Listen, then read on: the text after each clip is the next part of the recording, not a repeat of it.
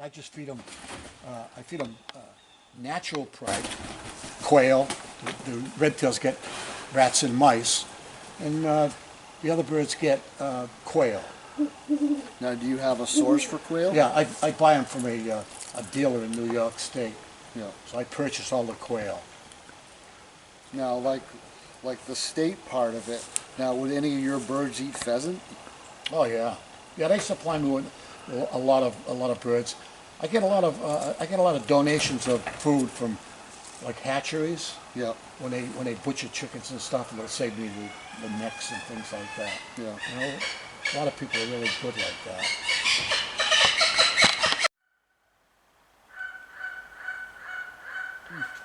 So I keep all the red tails together, and that helps because when I feed them, I try not to let them associate me with food. So by being in an enclosure with other red tails, they found up in Canadian provinces.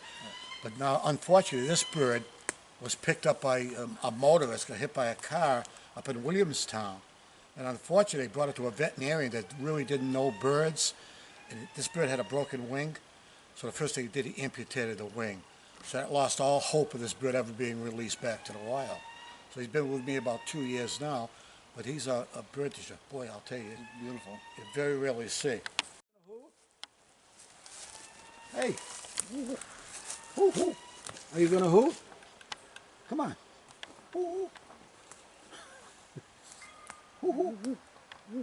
Yeah, there you go. And this was what kind? Great gray. Great gray. Largest U.S. owl.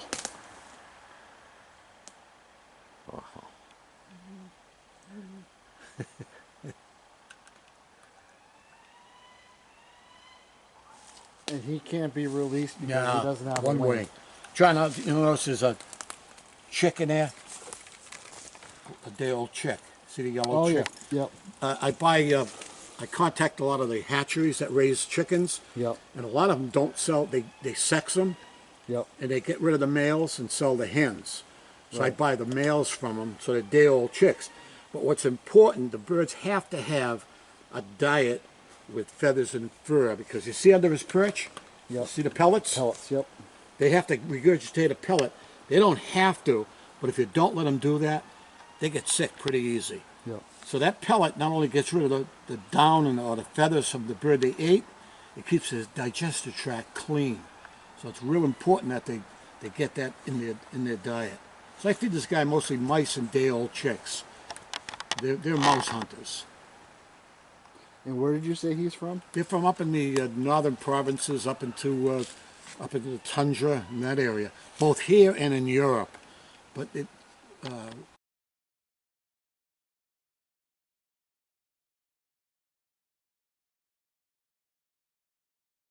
What can you tell us about this little guy? Is he native?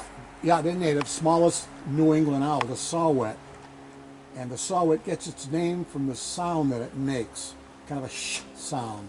And they also make a peeping sound, almost mechanical. And one of the very few owls that migrate south. So these birds are heading south about this time of year. Again, smallest New England owl. This particular bird was hit by a car, and unfortunately he lost one eye. So he's blind in one eye, so that I don't know if this bird is going to be a candidate for release or not. So I'm giving him the benefit of the doubt. I'll hold him all winter. And in the spring, if he looks like he's getting around okay, I'll take him out and cut him loose. Okay, go. All right. What kind of bird is this? This is a red-shouldered hawk. And he's got a bad wing. You see the droop in the wing? Yep. And it's healing, but unfortunately not properly. The bird gets its name from the coloring on the back of its shoulders, that reddish-brown color. So the red-shouldered hawk is he's the middle-sized bird. They're called bootios, the soaring hawks. The red tail being the largest in New England, the red shoulder being the second largest, and the broadwing, which I'll show you in a second, is the smallest. So the red-shouldered hawk is not as common as the red tail. You see them around, but not as common as the red-tailed hawk. Now, what's he eat? They're mostly they'll eat a lot of amphibians. They'll eat snakes and they'll eat frogs and things like that. You'll see these birds around swampy areas. They're very common in states like Florida, Georgia, which have a lot of swamp areas. Right. Now, would he eat fish? Yeah, he'll eat fish too. Yep. Yeah. Okay. What bird is this, Tom? This is the broad-winged hawk. A broad. Yep. This is the smallest of the booteal family, and probably the most common. This is the bird that bird watchers love to get out and look for in the fall when they're in the big migrations. You'll see them come over in the hundreds. And when you see a group of broad-winged hawks or hawks migrating, it's called a kettle of hawks.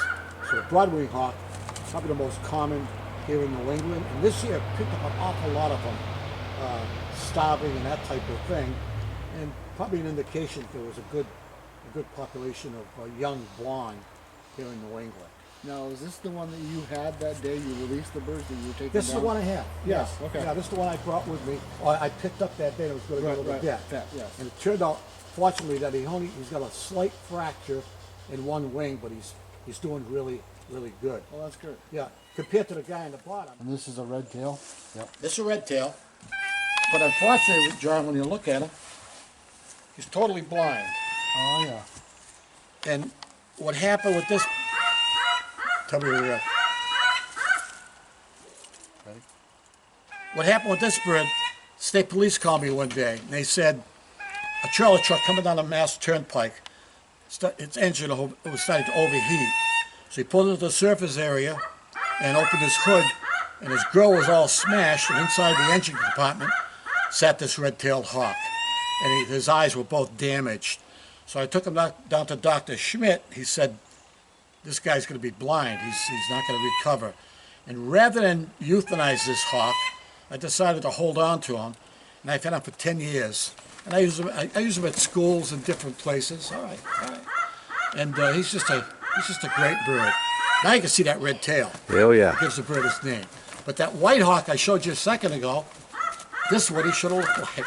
Hey, So this would be a male? this is a male. Yep. Females be a little bigger. Yeah, because I was going to say, because he's Yep. not as big as the ones Nope. that one you released that day Yeah, he's down small. in the field. Hi. How you doing? Beautiful. How you doing? Beautiful how you getting with my face. Oh boy, he is tiny. Oh. Thanks. Now, why is it that so am I holding on to the rope? Yeah, hold on. He's nervous because the big birds are making noise. You know, this would be a meal for a big owl, so he's real nervous. Now, what kind of bird is this? Screech. That's the eastern screech owl. And this is the red phase. They come in two colors, red and gray. And if you look at his face real close, to see if he'll turn around over here, you'll notice that one eye, his left eye's got a slit in it. There it is. Oh yeah. See it? I got a call one time, and a man said that there's a little owl stuck in his rose garden. And I went down to rescue this bird. He had a huge thorn embedded in his eyeball, and Dr. Schmidt was able to take that thorn out, and the bird lost partial vision in that one eye. And believe it or not, I've had this bird 25 years. Wow. 25 years. He's gorgeous. Notice the ear tufts, Yeah. just like the great horned owl. It's gorgeous. So, I don't want to use the word cute, but he's cute. He is cute. He's cute. Yeah, he's making some noise. Screech owl, they make a funny wild screeching sound. They'll also make a different low sounds, but mostly a screeching sound. It gives the birds its name. Oh, one thing I didn't mention about the owls, the feathers are real soft, and when this bird flies, it doesn't make a sound. Okay. Yeah, go ahead. Doesn't make a sound. Oh yes, he bites. Oh yeah. Oh. Yeah. That's pretty darn cool. Yes, that is so cool. What? It's so beautiful. Yeah. Yeah, so beautiful.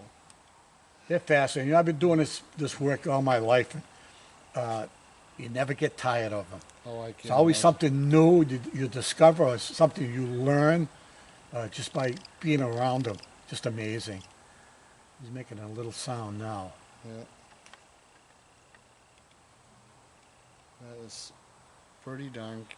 And the owl, all the owls, with the exception of the great horned, and they're cavity nesters. They find an old rotted log, an old dead tree, and they'll go inside and raise their family.